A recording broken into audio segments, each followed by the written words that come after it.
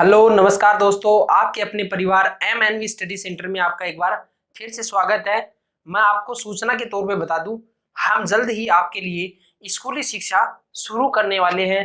तो ये सरप्राइज आपको कैसा लगा, कमेंट बॉक्स में ये पहल आपको कैसी लगी कमेंट बॉक्स में जरूर बताना।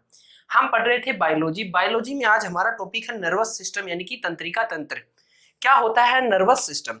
तंत्रिका तंत्र क्या होता है कि इसमें क्या होता है, वह सिस्टम क्या होता है, सिस्टम मानो ऐसे मानो जो क्या हो, एक सिस्टम की मतलब एक प्रकार से मतलब एक प्रकार का कार्य करता है। जैसे कि पाचन तंत्र है, वो हमारा क्या करता है, खाना पचाने का काम करता है। वो क्या होता है, पाचन तंत्र यानी कि होता है डाइजेस्टिव सिस्टम।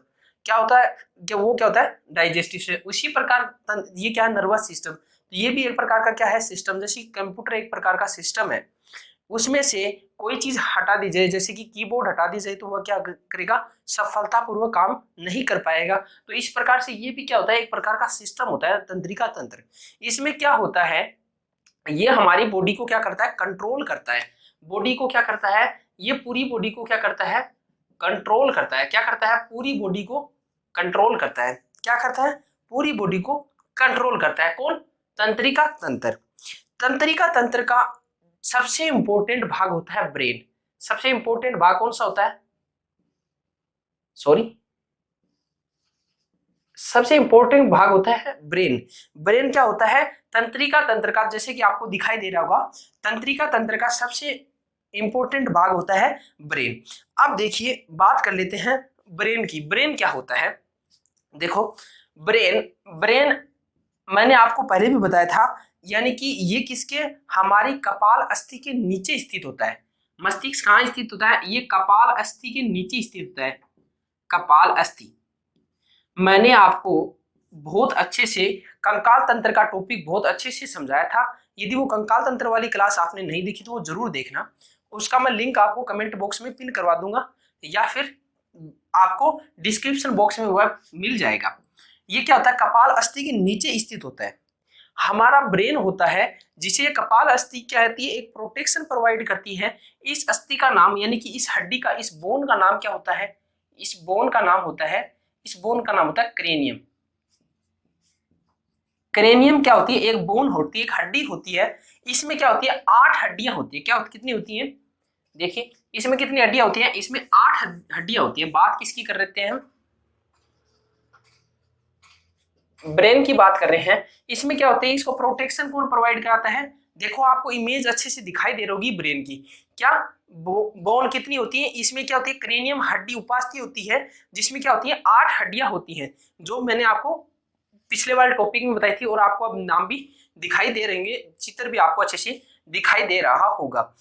ये जो हड्डी होती है, इसके अंदर एक जॉइंट पाया जाता है, जिसे बोलते हैं फाइबर जॉइंट पाया जाता है। फाइबर जॉइंट जॉइंट या फिर इसे बोलते हैं रेशेदार, रेशेदार जॉइंट होता है। जॉइंट क्या होता है, रेशेदार जॉइंट होता है। जो क्रेनियम बोन होती है, ये क्या करती है, हमारे मस्तिष्क को क्या करती है, प्रोटेक्शन प्रोवाइड करती है। अब जो ब्रेन होता है और क्रेनियम हड्डी होती है, इनके बीच में एक मतलब प्लास्टिक नुमा क्या होती है, एक झिल्ली पाई जाती है। क्या पाई जाती है, एक प्लास्टिक नुमा क्या पाई जाती है, एक झिल्ली पाई जाती है, जिसे क्या बोलते हैं, मेनेजोइट झिल्ली कहते हैं। एक झिल्ली पाई जाती है, झिल्ली पाई जाती है, जिसे क्या बोलते हैं, मेनेजोइट। क्या पाई जाती है, एक झिल्ली पाई जाती है, जिसका नाम है मेनेजोइट, मेनिजोइट झिल्ली। सॉरी, क्यों क्या होती है, मेनेजोइट झिल्ली है। कौन सी झिल्ली है, मेनिजोइट झिल्ली होती है। क्या होती है, मेनिजोइट झिल्ली होती है। मेनिजोइट झिल्ली क्या करती है, जो हमारा मस्तिष्क होता है उसको इस क्रेनियम बोन से क्या करती है, प्रोटेक्शन प्रोवाइड करवाती। क्या कराती है, प्रोटेक्शन प्रोवाइड कराती है। अब जैसे कि मानो कि हमारे मतलब कि जो हमारे खोपड़ी होती है, स्किल होती है, इस पे चोट लग जाए, क्या हो जाए, इस पर चोट लग जाए, स्किल पर क्या हो जाए, चोट लग जाए, तो क्या होता है, चोट लगने से क्या होती है, ये क्या होता है, सर्वप्रथम क्या होती है, तो ये क्रेनियम बोन होती है, ये क्या होती है, डैमेज होती है।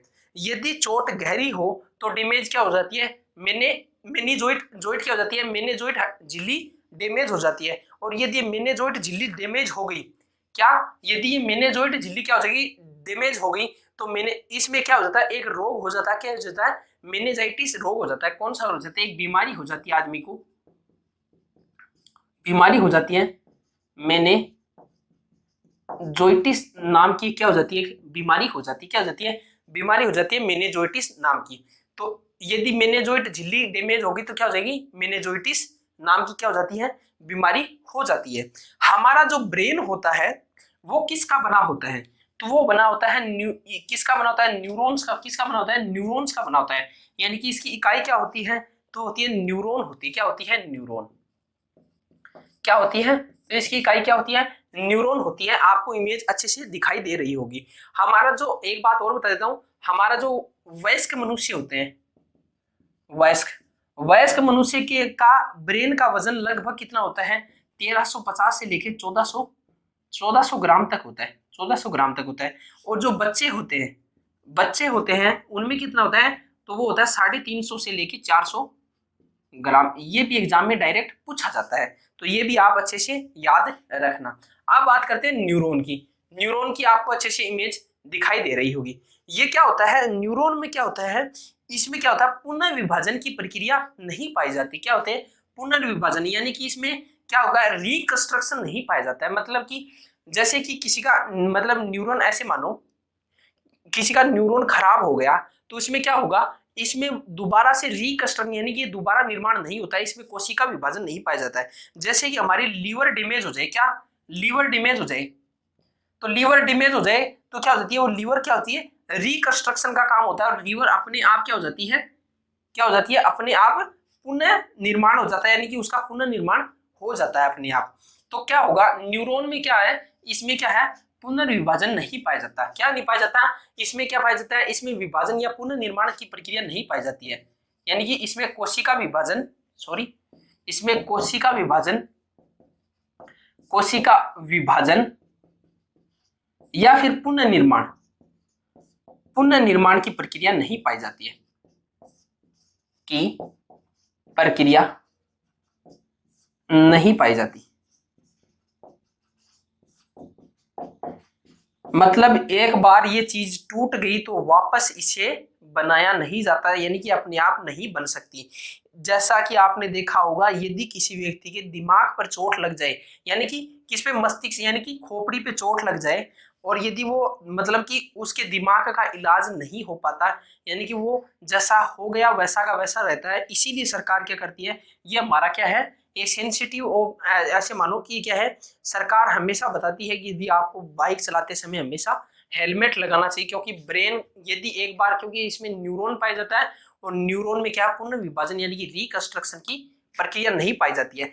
अब इसमें रिकंस्ट्रक्शन की प्रक्रिया नहीं पाई जाती है, तो क्यों नहीं पाई जाती? क्योंकि इसमें सेंट्रोसोम नहीं पाया जाता। क्योंकि क्योंकि क्योंकि इसके अंदर क्या नहीं पाया जाता? क्योंकि इसमें क्या नहीं पाया जाता? सेंट्रोसोम नहीं पाया जाता। क्या? सेंट्रोसोन नहीं पाया जाता। अब देखो, जो सेंट्रोसोन है उसका कार्य क्या होता है? सेंट्रोसोन क्या करता है? जो रिप्रोडक्शन का काम होता है, यानी कि यानी कोशिका विभाजन, या मानो कि पुनर्निर्माण की प्रक्रिया, यानी कि रिकंस्ट्रक्शन का काम कौन करता है? सेंट्रोसोन करता है। तो न्यूरॉन में क्या नहीं पाया जाता? सेंट्रोसोन नहीं पाया जाता। यदि किसी मतलब जैसे कि लीवर में क्या पाया जाता है? सेंट्रोसोन पाया जाता है। या फिर किसी में भी जैसे कोई अंग है उसमें सेंट्रोसोन पाया जाता है, तो ये क्या करेगा? कोशिका का विभाजन करेगा। यदि सेंट्रोसोन जहां अधिक पाया जाएगा वहां विभाजन अधिक तेजी से करेगा। यदि अधिक तेजी से करता है, यदि सेंट्रोसोन अधिक तेजी से क्या करता है? रिप्रोडक्शन का काम करता है, तो उस अंग में क्या हो जाता है? कैंसर हो जाता है। क्या हो जाता है? कैंसर हो जाता है। तो अब आप बोलोगे कि ब्रेन में भी कैंसर होता है। आप तो बोल रहे हो कि इसमें सेंट्रोसोन नहीं पाया जाता, तो फिर ब्रेन के अंदर कैंसर क्यों होता है? तो मैं बता दूं, ब्रेन होता है हमारा, वो किस किस का बना होता है? तो वो बना होता है न्यूरॉन का बना होता है। तो जो हमारा ब्रेन होता है उसका 90% भाग तो किसका बना होता है? न्यूरॉन का बना होता है। किसका? न्यूरॉन का बना होता है। और जो 10% भाग होता है वो किसका बना होता है? वो बना होता है न्यूरॉन ग्लियस का बना होता है। न्यूरॉन गिलियस गिलियस का बना होता है। क्या होता है? 10% भाग न्यूरॉन गिलियस का बना होता है। और जो न्यूरॉन गिलियस होता है इसमें क्या पाया जाता है? सेंट्रोसोन पाया जाता है। सेंट्रोसोन पाया जाता है। क्या पाया जाता है? सेंट्रोसोन पाया जाता है। जिस कारण क्या होता है? ब्रेन का कैंसर होता है। यानी कि किसका? मस्तिष्क का कैंसर होता है क्योंकि इसमें क्या पाया जाता है, सेंट्रोसोम पाया जाता है। जो ब्रेन का कैंसर होता है उसकी फर्स्ट स्टेज को क्या बोलते हैं, ट्यूमर बोलते हैं। ट्यूमर बोलते हैं, क्या बोलते हैं, ट्यूमर बोलते हैं। यदि ये फर्स्ट स्टेज में व्यक्ति पहुंच जाता है तो उसकी क्या हो जाती है, मृत्यु हो जाती है। अब हम पढ़ते हैं पार्ट ऑफ ब्रेन, यानी कि ब्रेन के क्या कितने कितने भाग होते हैं। क्या पढ़ते हैं, पार्ट ऑफ ब्रेन। ब्रेन के क्या होते हैं, तीन भाग होते हैं। क्या होते हैं, ब्रेन के भाग तीन होते हैं। न्यूरॉन हम अलग से पढ़ेंगे, न्यूरॉन की संरचना पूरा चित्र मैं आपको बनाकर अच्छे से समझाऊंगा बाद में भी। तो देखो अब हम पढ़ते हैं पार्ट ऑफ ब्रेन। क्या पढ़ते हैं, पार्ट ऑफ ब्रेन, यानी कि मस्तिष्क के भाग। मस्तिष्क के तीन भाग होते हैं। कौन कौन से होते हैं, एक तो होता है अग्र मस्तिष्क, अग्र मस्तिष्क। एक होता है मध्य मस्तिष्क, मध्य मस्तिष्क। एक होता है पश्चिम मस्तिष्क, पश्चिम मस्तिष्क। क्या होता है, एक होता है अग्र मस्तिष्क, एक होता है मध्य मस्तिष्क, एक होता है पश्चिम मस्तिष्क। अग्र मस्तिष्क होता है ये हमारे ब्रेन का सबसे यानी कि सर्वाधिक बड़ा भाग होता है, यानी कि सबसे बड़ा भाग कौन सा होता है, अग्र मस्तिष्क होता है। तो आकार के अनुसार माने, किसके आकार के हिसाब से माने, तो जो अग्र मस्तिष्क होता है वो सर्वाधिक बड़ा होता है। उसके बाद आता है पश्चिम मस्तिष्क, पश्चिम मस्तिष्क, और उसके बाद आता है मध्य मस्तिष्क। मध्य मस्तिष्क सबसे क्या होता है, सबसे छोटा भाग होता है हमारे मस्तिष्क का। अब जो अग्र मस्तिष्क होता है उसके तीन भाग होते हैं। क्या होते हैं, अग्र मस्तिष्क होता है ना, उसके भी क्या होते हैं, तीन भाग होते हैं। जैसे कि कौन कौन सा होता है, जैसे कि थैलेमस, हाइपोथैलेमस और एक सेरिब्रम। यानी कितने भाग होते हैं, एक तो होता है सेरिब्रम या इसे परम मस्तिष्क भी बोलते हैं। एक होता है थैलेमस, थैलेमस, एक होता है हाइपोथैलेमस, हाइपोथैले। कितने भाग होते हैं, तीन भाग होते हैं। सेरिब्रम क्या होता है, ये बताता है हमारी याददाश्त के बारे में। थैलेमस होता है, ये क्या होता है, भारी वातावरण से हमें एहसास कराता है। हाइपोथैलेमस क्या कराता है, अंदर अंदर मतलब कि अंदर के वातावरण का एहसास कराता है। तो इसके बारे में देखो हम डिटेल से जानकारी। अब देखो अग्र मस्तिष्क के क्या होते हैं, तीन भाग होते हैं, परम मस्तिष्क, थैलेमस, हाइपोथैलेमस। और ये परम मस्तिष्क होता है ना, इसी का क्या होते हैं, इसका नाम ही एक और नाम होता है, इसे बोलते हैं सेरिब्रम भी बोलते हैं, सेरिब्रम भी बोलते हैं। अब देखो एक नाम क्या होता है इसका, इसे सेरिब्रम के नाम से भी जाना जाता है। तो मैं बता दूं आपको, ये क्या होता है, सबसे बड़ा भाग होता है, यानी कि हमारे मस्तिष्क का 66% भाग यही होता है।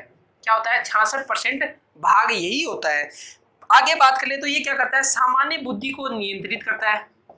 सामान्य सामान्य सामान्य बुद्धि को क्या करता है, नियंत्रित नियंत्रित करता है। सामान्य बुद्धि को नियंत्रित करता है। और क्या करता है, तो ये क्या करता है, सबसे इंपॉर्टेंट ये क्या होता है,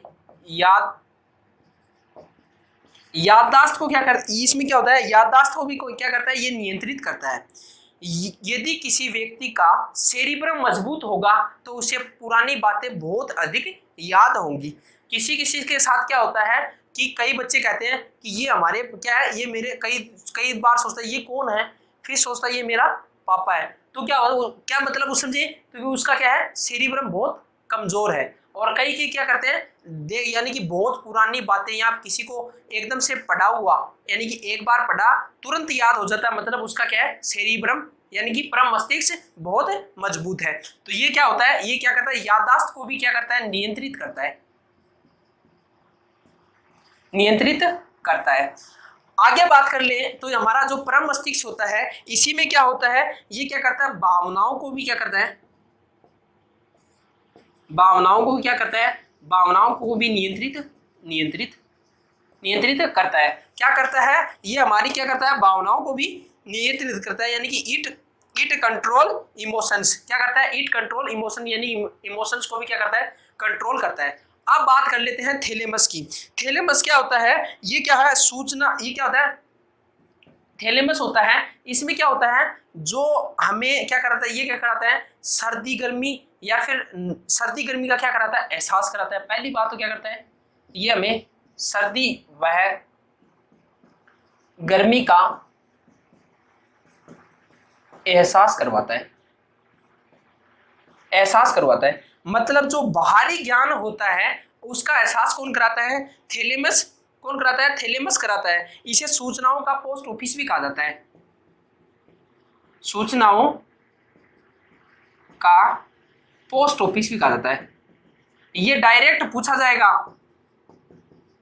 ऑफिस भी कहा जाता है। क्या कहा जाता है? सूचनाओं का क्या कहा जाता है? पोस्ट ऑफिस भी कहा जाता है। नाक, त्वचा, जीभ, सर्दी आदि का क्या कराता है? ये हमें एहसास करवाता है। तो ये क्या कराता है? बाहरी ज्ञान, बाहरी ज्ञान का क्या कराता है? एहसास करवाता है। क्या कराता है? बाहरी ज्ञान का। आप देखो मिलता जुलता नाम है थैलेमस और क्या है? हाइपोथैलेमस। इसे हाइपोथैलेमस क्या, इसे क्या बोलते हैं? सुपर मास्टर ग्रंथि बोलते हैं। क्या बोलते हैं? सुपर मास्टर ग्रंथि। यानी कि ऐसा मानो जिसका जो रंग बिरंगी चीजों को देखना बहुत पसंद करता है, मतलब समझो उसका क्या है? हाइपोथैलेमस बहुत मजबूत है। जैसे कि बात कर ले, जैसे कि कोई लड़का, जैसे कि हम गली देहात में कोई लड़का बैठता है और नजदीक से कोई लड़की गुजरती है तो बोलता है वाव। क्या बोलता है? वाव बोलता है। तो उसका मतलब ये समझो कि उसका हाइपोथैलेमस बहुत मजबूत है, मतलब वो रंग बिरंगी चीजें देखना बहुत पसंद करता है। लड़कियों में ऐसा कम होता है, यानी कि कम देखने को मिलता है। तो हाइपोथैलेमस क्या करता है? हाइपोथैलेमस इसका मुख्य कार्य है शरीर को क्या, ये क्या करता है? भूख, प्यास, प्रेम, फीलिंग्स, इनको क्या करता है? नियंत्रित करता है। क्या करता है? भूख, प्यास, और सबसे बड़ा है लव, यानी कि प्रेम को कौन नियंत्रित करता है? ये करता है। और ये क्या है? फीलिंग। क्या है? फीलिंग्स को भी क्या करता है? फीलिंग्स को भी क्या करता है? कौन नियंत्रित करता है? तो वो क्या कौन करता है? हाइपोथैलेमस ही क्या करता है? नियंत्रित करता है। अब ये जो हाइपोथैलेमस होता है, जिसका ये हाइपोथैलेमस देखा आपने, देखा होगा जो साधु संत होते हैं, हाइपोथैलेमस मजबूत कैसे होता है? तो हाइपोथैलेमस मजबूत, जैसे कि आप क्या खाओ, जैसे कि मसालेदार सब्जियां, जैसे कि लहसुन वगैरह ये खाते हैं, उनका क्या होता है? हाइपोथैलेमस बहुत ज्यादा एक्टिव होता है। जो साधु संत होते हैं वो लहसुन ये नहीं खाते हैं। क्यों नहीं खाते? क्योंकि उनका हाइपोथैलेमस मजबूत हो जाए, और हाइपोथैलेमस मजबूत हो गया तो वो क्या रंग बिरंगी चीजें देखेंगे। तो यदि किसी जो साधु संत है वो क्या करता है, जिसका हाइपोथैलेमस मजबूत हो जाए तो वो कैसा बन जाता है? राम रहीम या आसाराम जैसा बन जाता है। तो ये हाइपोथैलेमस व्यक्ति का ज्यादा मजबूत नहीं होना चाहिए। तो ये किससे मजबूत होता है? तो ये मजबूत किससे होता है? तो ये क्या होता है? जो